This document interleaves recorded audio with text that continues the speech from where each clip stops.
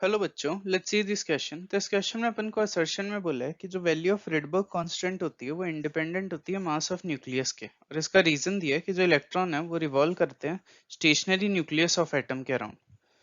तो ये क्वेश्चन करने में जो की कॉन्सेप्ट यूज होगा वो हो जाएगा रिडबर्ग कांस्टेंट।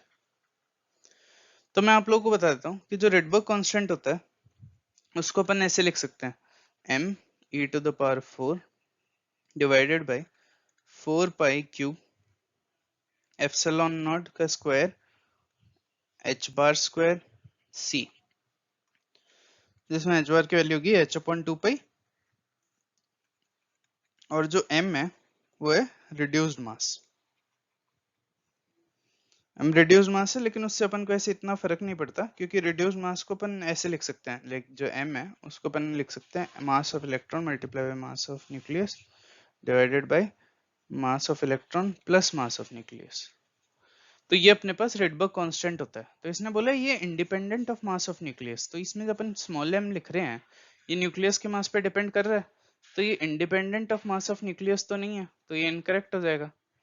फिर इसने अपन को रीजन दिया है कि इलेक्ट्रॉन रिवॉल्व करते हैं stationary nucleus of an atom के अराउंड, तो ये करेक्ट है।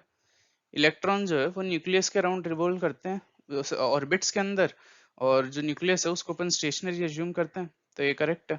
तो इसका करेक्ट आंसर हो जाएगा असर्शन इज रॉन्ग और reason is correct, that is option 4। So the final answer is 4. Hope you understand it well. Best of luck.